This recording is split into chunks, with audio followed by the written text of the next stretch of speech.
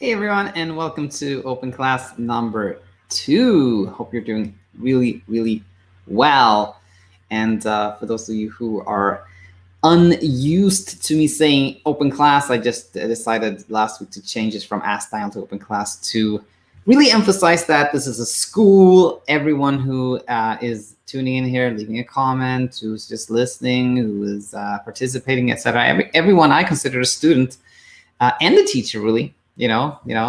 So that's why I changed that name. Nothing else is changing, really. So that said, let's jump in here and ask some questions. If you are here live and have a question, then please leave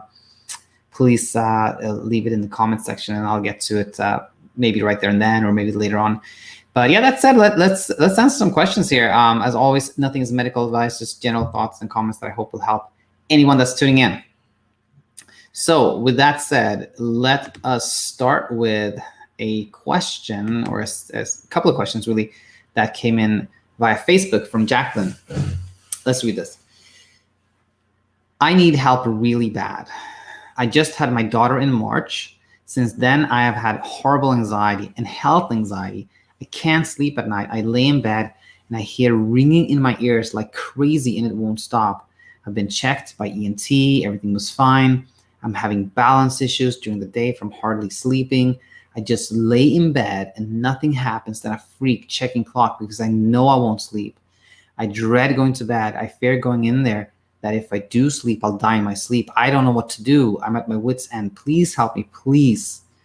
I'm also getting these horrible headaches, which I assume is not sleeping, that are in the back of my head and it won't stop.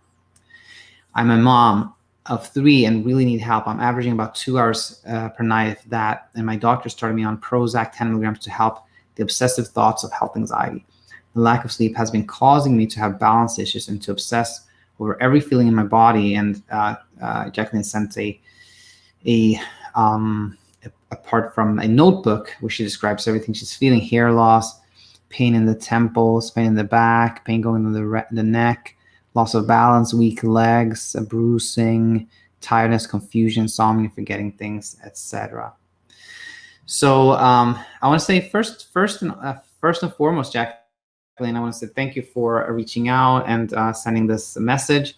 It is very obvious how affected you are by anxiety and insomnia as well, and both those two, by the way, are very connected. I would say almost nobody has insomnia that does not have anxiety to some degree, ranging from like full-on panic to general worrying to like just a little bit of preoccupation to just puzzlement. Sometimes that is enough to drive insomnia. But the second thing I want to say here is this: that since I started this channel and since I started coaching, apart from my regular work as a sleep doctor, coaching with my app with bedtime, I realized that being a mom or dad, but particularly I think being a mom, and not necessarily the first time, second time or third time or whatnot, but becoming a mom again or the first time, is such a common trigger for trouble sleeping, for insomnia. And the reason for that is it's not hard to see. You have a real loss of control over sleep. When I use the word real, I say it as as opposed to, well, I hate use the word as opposed to, but there are things that you have more control over, like, I should put it, like, if let's say you have pain, for example, there are some things you can do to alleviate the pain. Although you don't have control over all the pain, there's some things you can do about it. But having a newborn, you there's very little you can do. So that's of course a very common trigger. And then you have all the changes, the change your body's going through, and stress from all kinds of sources gather together to make you have a lot of trouble sleeping to begin with. And then if you have maybe a tendency towards anxiety, you have a tendency to worry about things, like you can easily start focusing on the little sleep that you're getting. And basically, this is how insomnia happens. Let's go like big picture and then contextualize. So big picture, somebody who sleeps well, let's say somebody who sleeps really well, they have no trouble sleeping. Their trouble score is 0. say, and their desire, and I'm not talking about like just I want to sleep well, everybody does, but their desire, that kind of longing, craving, begging, hoping, wanting to sleep, that desire is also not there, right? Nothing is really going on. They're sleeping well. Now, a circumstance, anything that happens in the universe, that's things that we have no control over, can cause trouble sleeping, and that in itself is not surprising. If you become a mom, or you move to a new city, or you go through a menopause, or you come off a medication, or you start a medication, or you have a health scare, all those things can cause you to start have trouble sleeping, and the reason I want to point out that in itself is not surprising is that when we go through a period of stress, our minds are on the lookout for things can be problematic, and that's the normal part of stress, that we sleep little as part of that hyperarousal reaction. If you think about somebody who says, I lost my job today and I slept great, that doesn't ring true. There's something wrong there. So we can all easily, intuitively see that stress in itself does cause trouble sleeping, and that's nothing strange with that. So when a circumstance causes trouble sleeping and there's no particular reaction to that trouble sleeping, you acknowledge it and you attribute it to the circumstance, well, then the trouble sleeping will only last as long as that circumstance is around. So let's say somebody lost their job. That is a circumstance that caused a lot of trouble sleeping. Well, eventually when that person finds a new job, let's say, that circumstance is no longer there, the trouble sleeping goes away. No problem. They're back to a trouble 0, desire 0 score. So when that circumstance is active, though, their trouble score may have gone up to a 1 or 2 or 3. But as long as there's nothing else going on, things will eventually normalize. So let's contextualize for someone that had a baby. That circumstance causes a lot of trouble sleeping, and all the trouble sleeping is attributed to having become a new mom. Well, you can have trouble sleeping for a long time because of the obligations with that. But eventually, when that kid is sleeping through the night, then the trouble sleep will go away. But if the desire for sleep is activated, something completely different happens. Let's say somebody has a baby, they have trouble sleeping, and somewhere in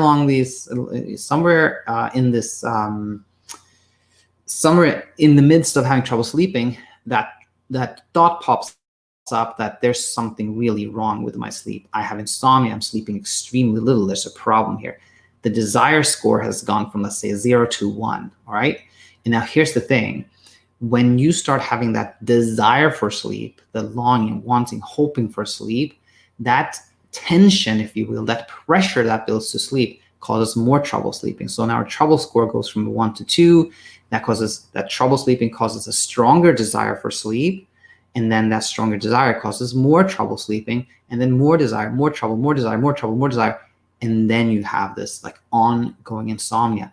The circumstance is actually no longer the thing that's driving the trouble sleeping. It is the desire for sleep that drives the trouble sleeping, which then feeds more desire, et cetera, et cetera. Now, insomnia has a life of its own. It's become its own thing, feeding from itself. Now, the last thing I want to say here before we go over some, point by point things here is that when you're in this cycle, you have a lot of trouble sleeping and your desire for sleep is really strong, then it seems like the only way to get out of that cycle is to find a way to sleep so that you sleep well, and then your desire for sleep, that wanting to sleep, wanting to figure out what's going on, etc., goes away and everything is good. But the hard part of this is that you can't do that. You cannot make yourself sleep. You can't force sleep. You can't make it happen. So what you have to do, and this is the super hard part, is you have to work on the desire to sleep. You have to start understanding why you have trouble sleeping. You have to understand what insomnia is. And when it's no longer a mystery, when you understand what's been happening, then you become a little bit less worried and your desire goes down a little bit. You start sleeping a little bit better, then your desire goes down a little bit further, and then you reverse this whole thing and you sleep well again. So that's a little bit of quick review of insomnia now. So first of all, going back to this message from Jacquelyn, we have talked about why insomnia happens. And I think, okay, let's go here. The second part I want to go to here is talk a little bit about hyperarousal. So hyperarousal is very, very important to understand for anyone that has trouble sleeping. It is an anticipatory state. It is an emotional state of, looking out for a threat or a problem, or it could be something positive too, but generally it's something sort of threatening.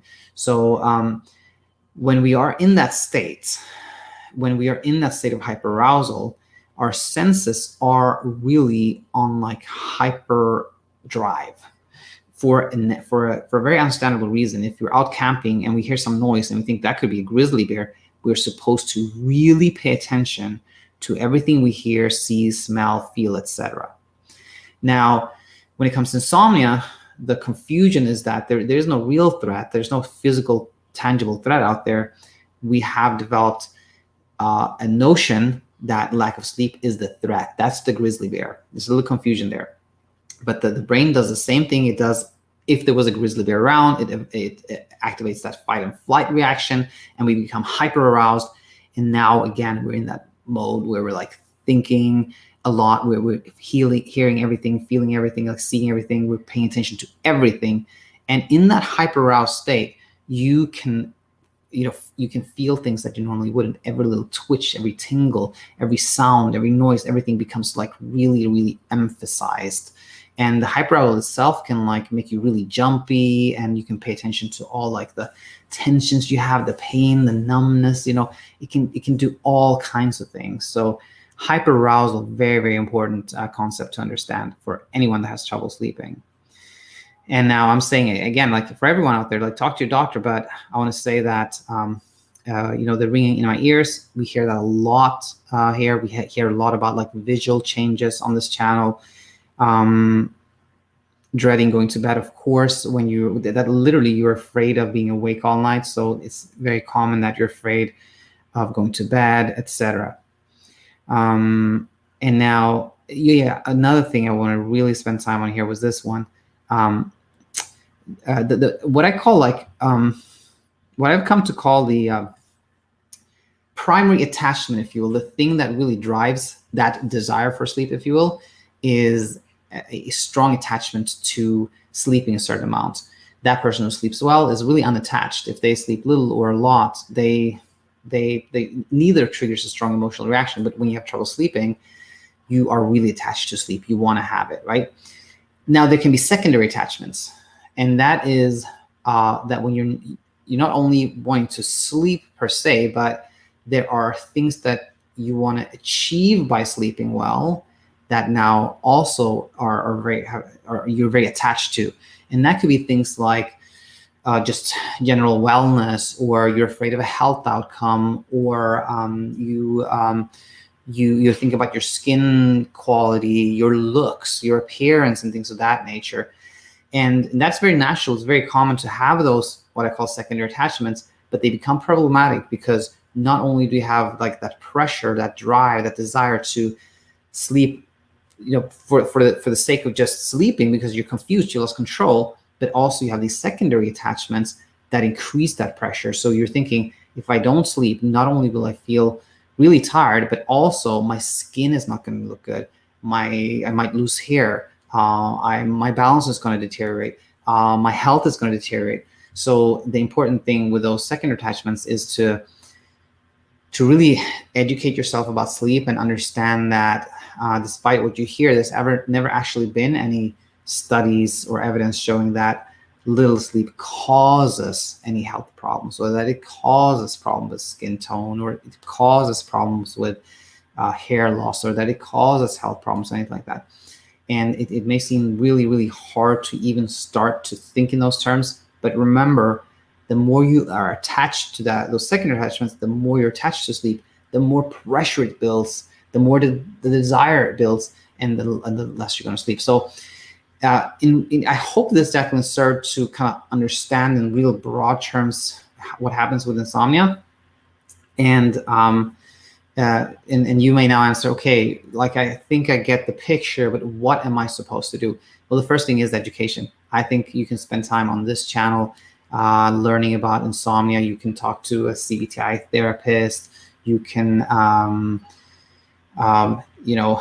Martin Reed has a YouTube channel that's very good, and he has a podcast too. Like, learn about insomnia, start understanding it, and when it's when there's less mystery, you have that foundation upon you where you can make some habit changes. Maybe a lot less time for sleep is common. Try to change your approach to wakefulness. I know this is super hard, particularly where you're at now, but later down the line, try to make not fight wakefulness. Like, instead of being awake at night and trying to sleep, then make wakefulness a friend. As hard as it sounds, like, try to be like, okay, I'm awake now, I might as well do something that's purposeful, or something that I can enjoy, like even doing something that is time for myself, like going away from that like desire to sleep, to like be more accepting, like, I'm awake now, I'm not going to fight that wakefulness, and that could be really helpful. Just a few things, but I hope this helped, Jacquelyn, and just stay in touch and let me know if there's any follow-up questions, etc. Ahmed has a live question here. Can I get back to normal? Is it possible? I will say this, that when you are ready to like learn about insomnia, and you're ready to put in some thought work, etc., I think it's impossible not to get to a place where you sleep much better. And I think there's no reason to believe that you couldn't sleep just as well as you did before you started having trouble sleeping. I'm not saying it's easy, but I think for anyone out there ready to question their beliefs, ready to make changes, etc., there's no reason at all one couldn't get back to sleeping just as well as they did before they had trouble sleeping, because you're the same person, the same brain, the same planet, the same air, everything's the same. It's just thoughts and habits have changed, So absolutely, I'm a Rajdeep is live. Rajdeep, I hope you're really good. Thanks for all the support. Okay. So let us continue with another question. And this one is from Jay. And for those of you who are longtime followers here, know that Jay has probably contributed with more questions to the channel than anybody else. And Jay had this like real SFI scare, and now is sleeping well most of the time, which is just done. It's an amazing journey. It's amazing, Jay. And by the way, for Ahmed, like, listen, if you're still there, Ahmed, Jay, like, I don't know how many months was like convinced that he had sporadic fatal insomnia, slept like nothing, and was like a lot of desperate sounding messages from Jay, now doing well, and writing this. Hello, Daniel. I noticed that since I've been losing weight, I'm staying asleep longer. My sleep doctor told me if I get under 240 pounds, the mild sleep apnea will go away. I haven't been under 280, but so far I lost 16 pounds. I was 308. Goal is to get back to 230. I was super happy to hear this, and mainly I want to talk about this just because Jay's is such a success story, and it has done a lot of thought work, and has done spectacularly well. But I also want to say that I think when it comes to weight and sleep, I think I would not. I don't think that losing weight per se helps you sleep better, or like gaining weight helps you sleep better. It is true that if you have sleep apnea for sure, and you lose weight and your sleep apnea becomes milder, then that can be very, very helpful. But I think rather my thoughts when I read this is, for everyone that is overweight, great to lose weight, but also that sometimes when you're starting to sleep better, it's actually because your thought patterns have changed. You're not so worried anymore. You don't eat to kind of numb emotions or buffer emotions, or kind of escape emotions.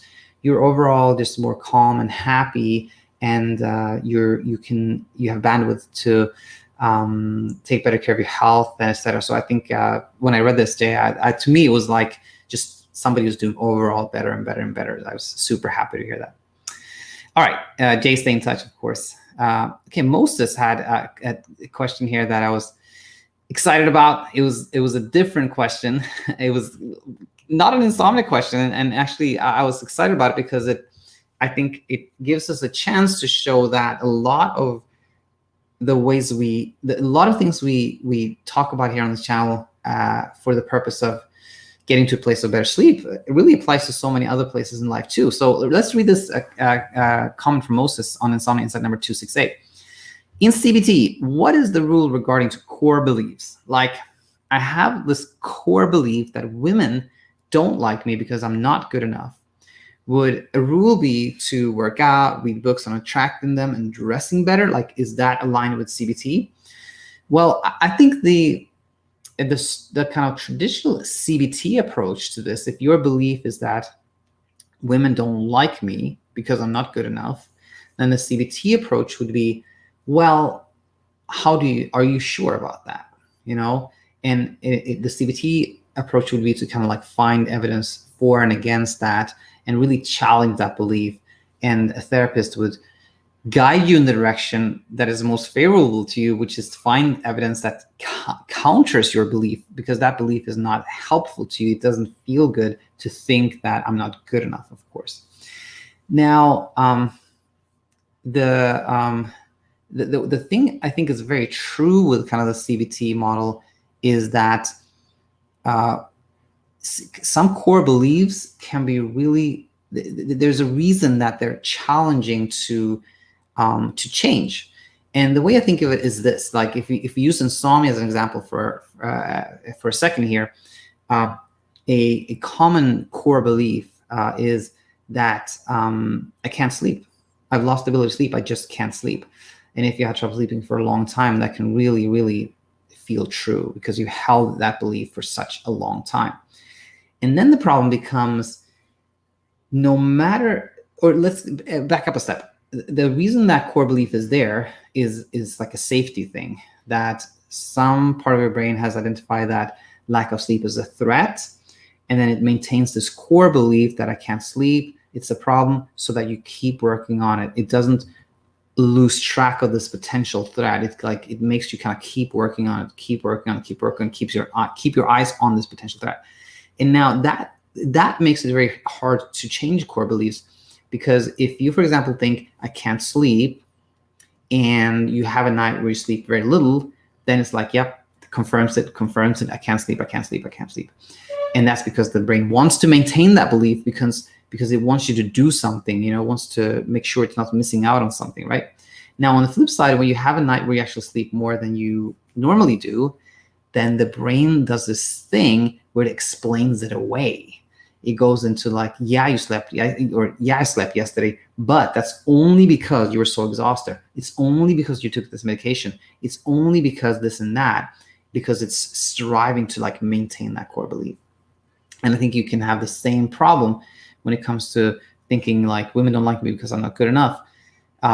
If you try to work out, let's say read books, and dressing better, etc., then you are, the risk with that, I think, really is that your core belief doesn't change. You start working out and you lose weight, let's say, or gain weight, you become really muscular and fit. But the way you react with women is still gonna, not change your core belief, because if a woman is, calls you, then your brain will come up with this thing where it goes like, yeah, she did that, but that's only because of that. She doesn't actually like you, right? And if she doesn't call you, well, then it's also going to seem like, yeah, that confirmed it. And the problem with that core belief, with insomnia, the core belief of I can't sleep is that it's not a helpful belief. It causes a lot of anxiety, and it kind of it does cause you to sleep little. So it's of course good to work on that core belief. In your example, the core belief, women don't like me because I'm not good enough, that causes a lot of troubles, because when you are interacting with women, you are not gonna, you're gonna constantly kind of have that core belief within you, and it's gonna show that you have that. You're not gonna be yourself. You're not gonna relax, and then things may not go the way that you want them to, and then it's gonna further seem to confirm that you're not good enough, etc. So that's the problem with the core belief, and that's why we want to change it. And so how do you do that? Well, this is where I think with insomnia, you have to first of all be aware of the core belief, and also be aware that it is problematic, and not rely on kind of outside things to change it, but change it from the inside. I think one way to do that is to deliberately work on core belief using like a thought ladder. So you go from like, okay, this is my current belief, this is the belief I want to have, and maybe I can't make a quantum leap. I can't just go to women don't like me because I'm no good to I'm great. There's absolutely nothing wrong with me. I'm very, very desirable. Going from your original thought to that new thought can be very difficult. So I think what you can do in that scenario is have these like bridging thoughts. You pick a thought that's in between your problem thought and your goal thought, and then you lay them out. Let's say you pick 5 thoughts that are in between those 2 ones, and you take like these baby steps. You take a 1 step, and let's say the first step is like something new, something that's very small step, like many men like me can be good enough. Let's say something like that. Men like me could be good enough. That's a small step. It may feel pretty okay to take that first step, right? And then you take a second step and a third step and a third one and a fourth one, and then you can reach that goal thought, which I think for you would be like, I'm very much good enough. I'm very much good enough. And when you reach that core belief, then you turned everything on its head. Like everything is going to seem to confirm that, which is great. And so going back to the workout, reading books, etc., I think if the goal with working out is to change the way you look at yourself, then it's perfect, But if the goal with that is to kind of change how other people look at you, then it's very problematic because that core belief is not really challenged. So you have to change that core belief by kind of working on it internally, not by doing things to make other people look at you differently and try to change it that way. I hope this made sense, Moses, and I think Moses is going to join us as a podcast guest where we can talk more about maybe this or other things. So I want to thank you for that. And I'm sorry to just get distracted from a live comment here. But yeah, Moses, stay in touch. And Rajeep said, I DM'd you on Instagram about my progress, but think you are not active. I want to say Instagram is the place where I least frequently check DMs, but I will check it now that you told me about it. And we can talk about it on Friday or Monday, but hopefully Friday we'll get to that, right, Deep? And with that said, let's go back here and go on to the next question. This is, this is from actually it's Irmina, and I omitted this from our episode Friday. So I'm sorry about that, Irmina, but let's go over this now. I have this question. I hope you'll answer this as soon as you read this. I did actually answer as a comment, so people don't think I completely forgot about it. On the recent video that I watched from you, you discussed several points such as letting go of every worries, fears of losing sleep, and try to make the brain more confident of its own natural ability to sleep. Here's the question. If that's the case, would it be contradicting if you'll have to stick to stimulus control and sleep restriction while on the other hand, letting go of everything that makes you anxious of having difficulty falling asleep? Somehow sticking to this routine would remind you or even make you more conscious of your condition. I think this is a really, really good question. And, to kind of summarize that, the question here is that, okay, I'm saying that you should educate yourself to a point where you are not worried about losing sleep, where it's you're not as attached to sleep, and if you sleep a little, you feel that that's okay. You don't react strongly to it. I definitely think that's the way. But then if you're told that you should just spend 5 hours in bed and get up every time you can't sleep, etc., isn't that gonna make that difficult to kind of not think so much about how you have trouble sleeping, but keep you in that state of like real attachment to sleep? I think that's absolutely right. I mean, I think there's a real problem there. And that's why I'm really moving away from those from the traditional CBTI teaching, because I think that's exactly the problem. If you're told that you got to stay up till midnight and then you got to get up at 5 and you can absolutely not sleep during the day, then, when it comes to bedtime, and by the way, if you add in sleep hygiene to that and you're told like, keep it dark, keep it cool, avoid screens and all that stuff, then let's say it's 10 p.m. You're like, okay, now I got to keep it cool and keep it dark. How is that going to help you to feel less pressured and not think so much about sleep? It is not helpful in my mind. So I think there's a real problem with sleep restriction. Stimulus control, same thing. If you're like told you can only sleep when you're in bed, nothing else, and you go to bed like, I gotta sleep, I gotta sleep, I gotta sleep, that's not helpful at all. So I think, Irmina, you're absolutely right. And that's why I, in my teaching, say, I think it's helpful for a lot of people to not like go to bed at 9 p.m. and try to sleep and then get out of bed at 7, like spend 12, 10 hours, let's say, allotted for sleep. I think it is helpful to spend less time allotted for sleep, for the exact reason of letting go, not like staying up late to pressure yourself to sleep, but giving yourself a little bit less time for sleep to kind of deliberately let go. That's my take on that. Sleep restriction. And I think, giving yourself like 7 hours for sleep or something like that, 7.5 hours is totally fine. So that's my take on that. And stimulus control, I think it's much better to just forget about stimulus control and just think of it this way. Like, if I'm awake at night, I'm going to try to befriend wakefulness, not think of it as a problem. I think those are the key things in my teaching. So, I'm sorry for this late reply. Hope it makes sense. And I want to share here live here that the DM from Raideep actually, in short, Raideep's doing well. Super exciting. And it's thanks to you, Raideep. Thanks to your willingness to learn and maybe some habit changes, etc. Well done. Super, super nice to hear that. Okay, so let's move along here to a question from Leo. Let's read this. Hello. I've been struggling for sleep for a year now or more. When it started, I just had like anxiety because I thought I was never going to be able to sleep. So I went to bed anxious, and then I had this fear of staying awake. When the fear kicked in, it was over. The sleepiness faded away. Eventually, I got to a point where I was just chilling in bed, even though I wasn't sleeping. I know you usually recommend not staying in bed, but I really enjoyed it and needed it. I've tried getting out and then in, and really all I want is my bed. Haha, okay. Besides, when I wake up, it's even worse than usual. Sometimes I had really short periods where I would sleep a lot. Other times I just skipped classes because my brain was really pessimistic and I would just cry all day long. So I just stayed in bed on those occasions. This past month has been nice because even though I went to bed so late, you could also wake up late.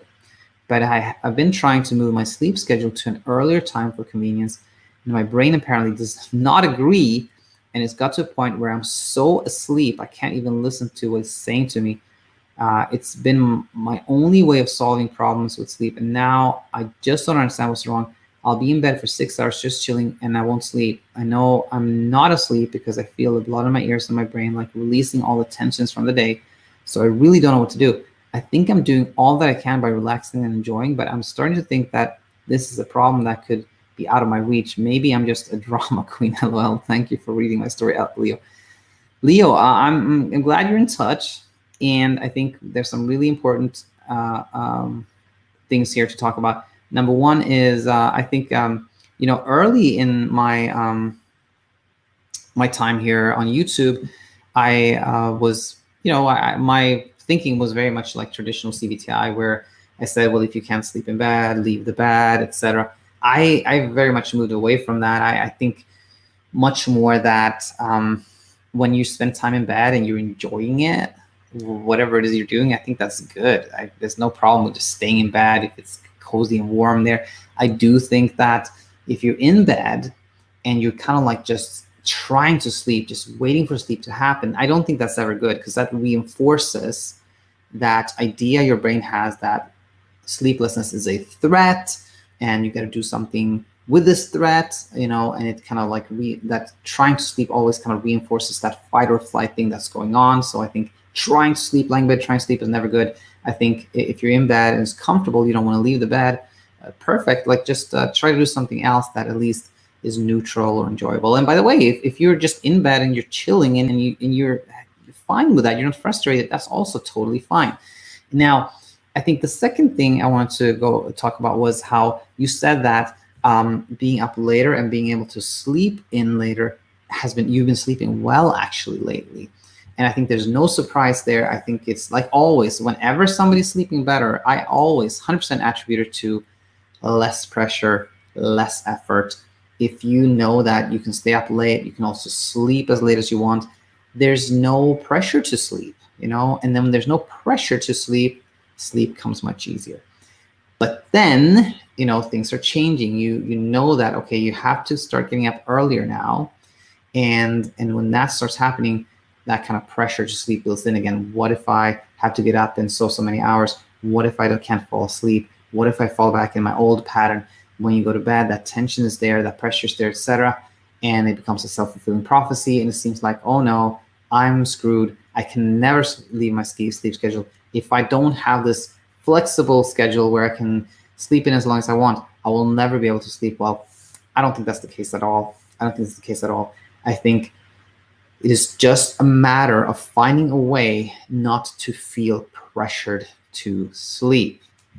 And how do you do that? That's the $1 million question, right? That's what this channel is all about. How do you feel less pressure to sleep? So I'm just going to pick maybe my favorite one that is hard but very effective, which is, instead of going in the direction of resistance, going like, okay, it is bedtime, I gotta sleep, what's gonna happen if I don't sleep, I gotta try to figure something out, go in the direction of, all right, well, if I don't sleep, that's okay. I'm willing to have insomnia.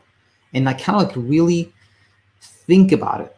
Like, imagine that you're up for most of the night, before it even happens, during the day, not close to bedtime. I think there's no reason to do that then. But during the day sometime, imagine like, okay, I'm going to be up all night. And like, you go there in your mind and you try to be accepting towards that. Imagine that you're up all night, let's say, and that you have this acceptance approach. And when you go in that direction, you're not resisting. You're like, it's okay. If it happens, that's going to be all right. Then you're really neutralizing the fear. When you are willing to experience X, then you neutralize the fear of X. So I really think that's the way. And I think, and just another one, on a more practical note here, I think you may have already done this, but what I'll see a lot of people do is, I need to be up earlier and get up earlier and go to bed earlier. And then people start with the bedtime being like, okay, I'm going to get to bed early so I get some sleep, but you're not sleepy. So then you just spend hours trying to sleep and it doesn't work. But if you start with the bedtime instead, if you're like, okay, I'm going to move my bedtime earlier and then still wait till I'm feeling sleepy, that's the more practical way to change your sleep time from later to earlier. Start with the morning time and let the rest follow. So if there's any more like specific questions on that one, like, please let me know, Leo. And I don't think you're a drama queen at all. Okay.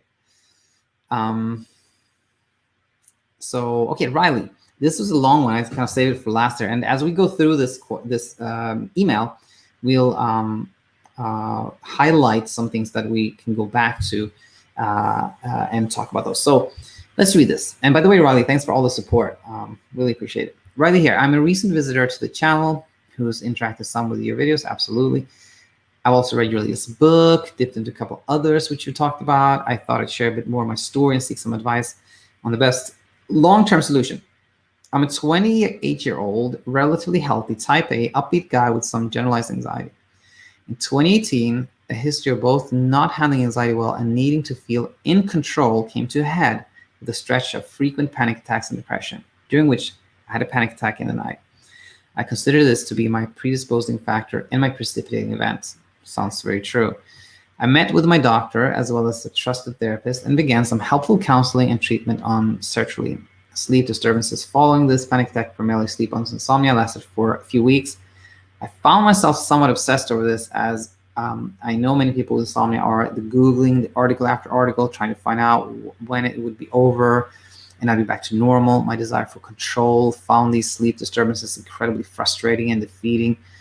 In general, my strategy at the time became wait it out, which probably wasn't the best approach, knowing what I now know, but ended up working. Within a few weeks, I was sleeping again and my sleep confidence was really mostly restored. Glad to hear that.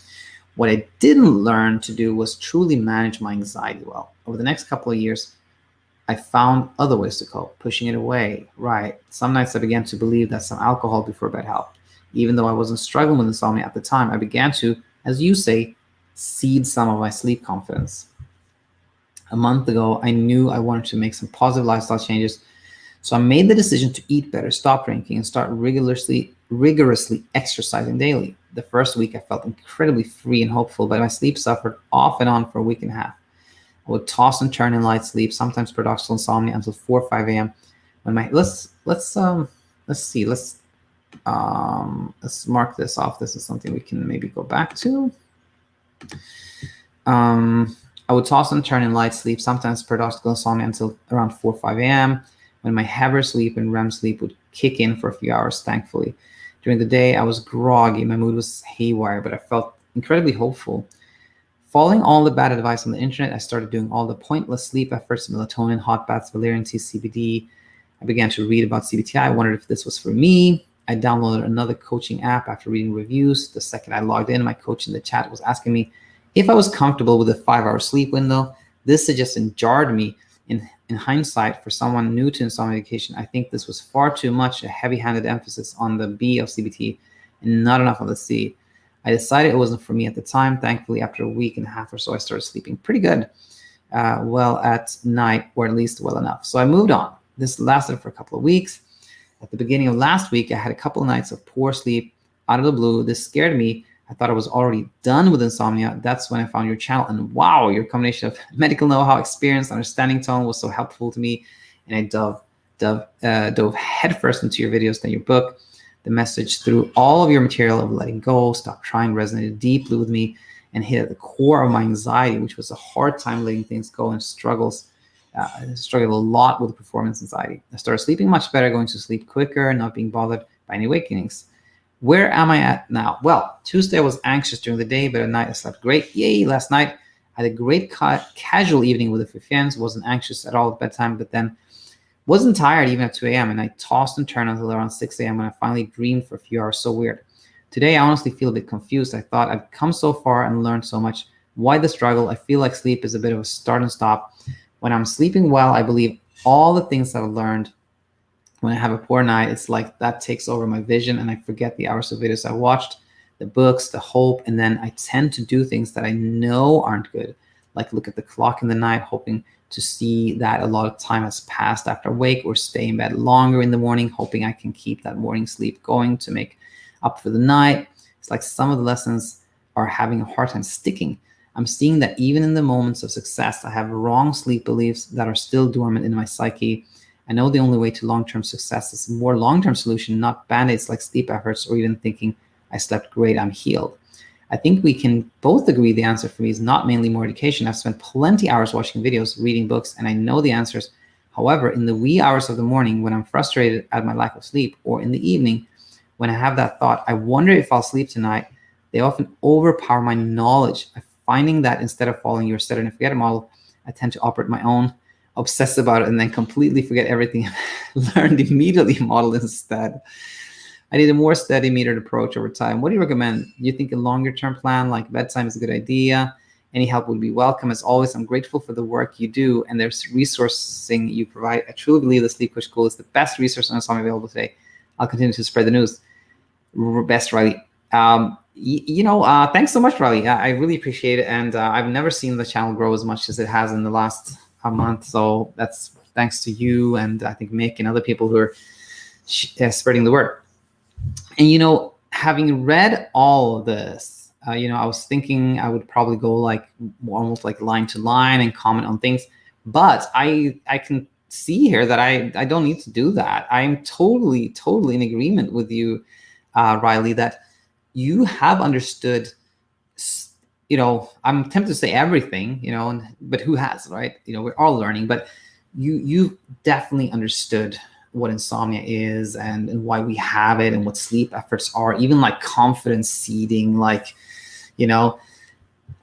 so what, for somebody who's taken your journey, and got into a point where for a while you were sleeping really good and you thought like insomnia is over, and then you have a speed bump, I call it, speed bump, then what's the thing? Like you naturally think, okay, what's next for me? Like, and I want to say this, that there isn't that much. I don't think you're far away at all from that point where you completely let go. And I think actually already in this episode, I already talked about this, but I think the one thing to change here or to think about is this, that resistance is always the key. And if you can get to a point where you're not resisting, you are home free. That is the thing.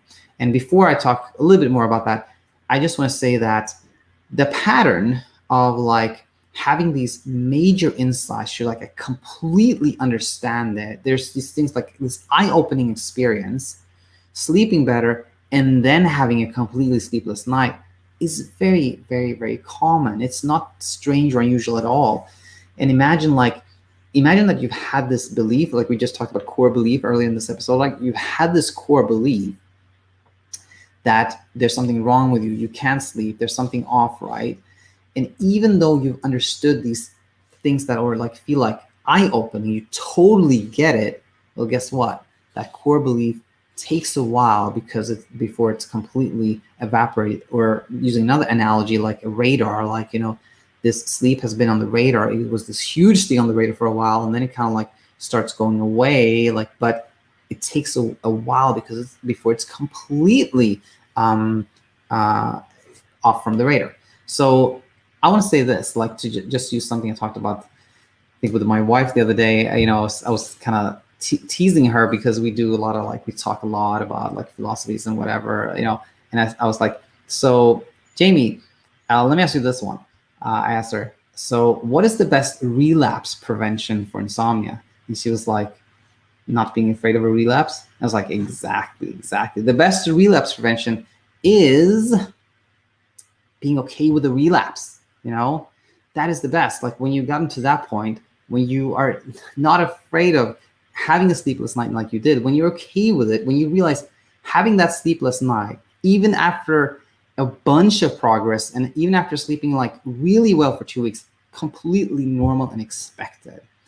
When you are okay with having that night, you're okay with even have stretch, that there's nothing wrong with it. I can sleep. I've done all the education. I've done all the learning. The only thing that is left for me is to be willing to have a sleepless night, willing to have a setback, willing to have a relapse, being okay with that, not fearing it, not resisting it, not trying to figure out how I'm not going to have a relapse. You'll do really, really well. And I think, honestly, Riley, I wouldn't do anything but just think about this and maybe send me some more questions. And I think that's it. All right. Riley, everyone else that has sent questions, Ahmed, Rajdeep, I want to thank everyone for contributing. And I will be back tomorrow, where I'm planning to actually talk about this